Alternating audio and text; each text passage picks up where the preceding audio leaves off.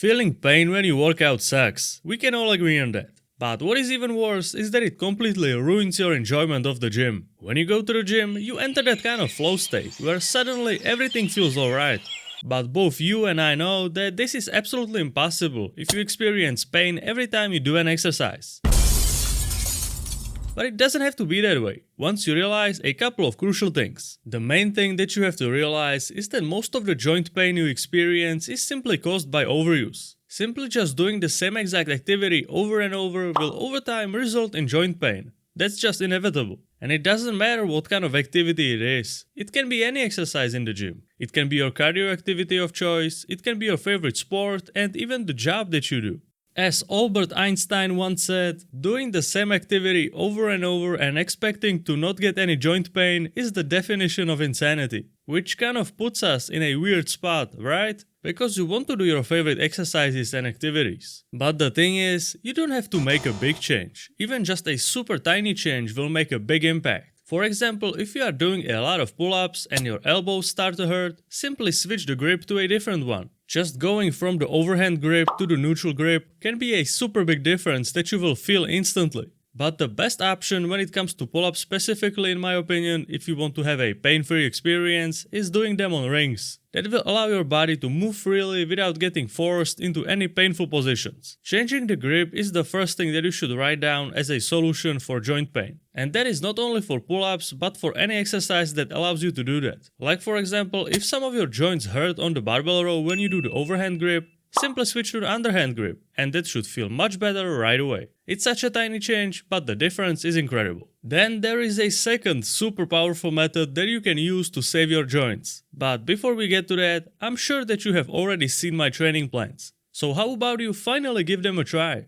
It's the ultimate simplified experience that you will be able to easily follow and finally make some great progress. If you decide to give it a shot, click the first link in the description. And now back to our next method that can help save your joints, which is to change the variation. And that is the second thing that you need to remember. Changing the variation of the exercise or making any slight tweaks to the activity that you are doing can be the difference between crying in pain and enjoying yourself. So what do I mean exactly by changing the variation of the exercise? Well, for example, it can be something as simple as this. If you have been doing the barbell bench press for a long time, simply switch to the dumbbell variation instead. That is a change of variation, which means that the exercise itself didn't really change. All that changed was the variation, and that's exactly what we want in this scenario. For a lot of the exercises, you can just switch from the barbell variation to the dumbbell one, or the other way around. Or if possible, you can just switch to a machine or a cable variation of that exercise, like the pull-up for example. What would you say is a different variation of the pull-up?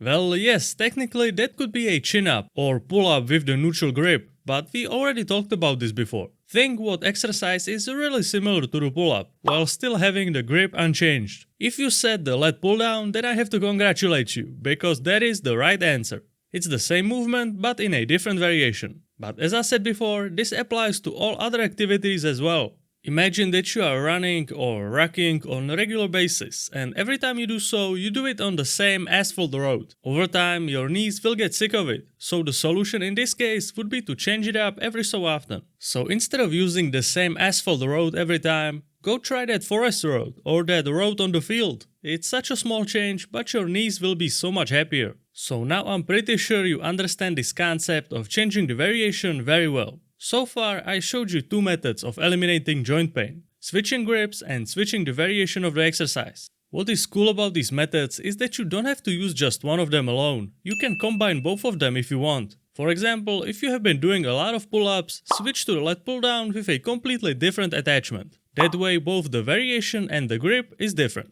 And switching the grip of the variation is not only good for preventing joint pain, but also for building more muscle. Because after a longer period of time of doing the same exact thing over and over, your body would very much welcome a new stimulus. Which then creates a question, how often should you make these changes? And I'm gonna keep it real with you. Some scientists would probably say, do it precisely every 3 months or something like that. But how I like to do it, which I think is way better, is to just listen to your body for feedback and then act based on that. Because you might not realize it, but your body will tell you when it wants some change. The obvious red flag is when your joints start hurting, but we want to prevent getting to that point altogether. Usually when you do an exercise for a very long period of time, you start to slowly build hatred towards it. And when it starts to get to that point where you are thinking something like, dude, I don't want to go to the gym because I will have to do that one exercise, then that is definitely an indicator that you need a change. And you know exactly what that feeling is. Every time you think of something along those lines of, oh man, I have to do that exercise today, that sucks, then you just absolutely need to make some kind of switch. Not only to protect your joints, but also to make your workout actually enjoyable.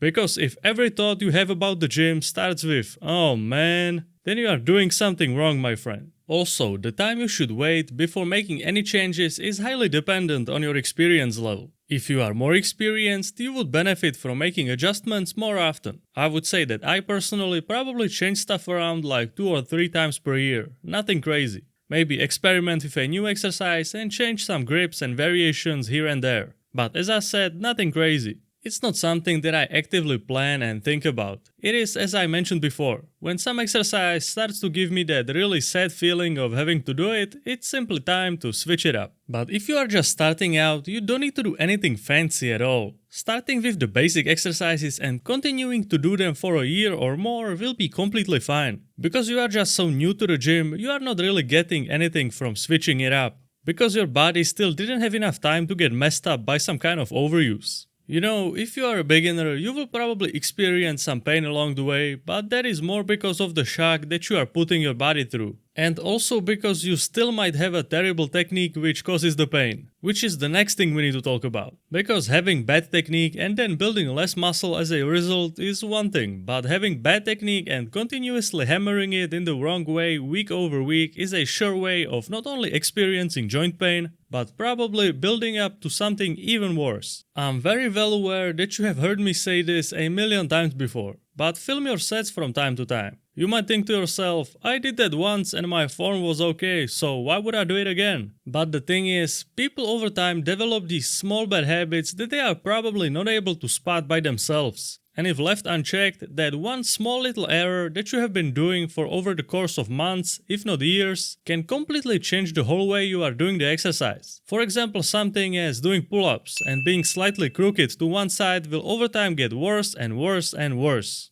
And once you make these imbalances bigger over time, you best believe that something is gonna start hurting, because it turns out that your body is not really a fan of being crooked. That's why it's worth checking up on your technique every so often. It takes almost no effort and you can prevent a disaster from happening. What is also very effective when it comes to protecting your joints, especially if you are older or maybe if you had some previous injuries, is to just simply lift lighter weight in high repetitions rather than trying to lift super heavy in very low rep ranges. Which brings us to our last point, which is the final piece of the puzzle which will help you stay away from experiencing those painful moments. And that final piece is warming up before you start lifting. But when I say warming up, that doesn't mean doing static stretches for 20 minutes before the workout. That's not what you want to do. If you want to do that, keep that for after the workout, not before. Because it makes all your muscles all loosey-goosey, which will then make it much more difficult for them to generate force. It's like if you wanted to shoot with a bow, but the string was completely dead. You are just not going to do anything with that.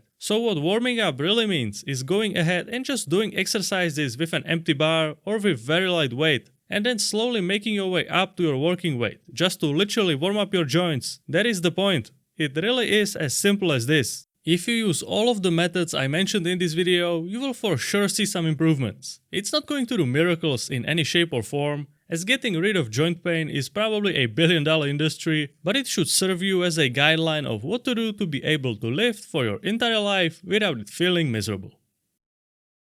I'm sure that the video on screen is going to help you. Go check it out.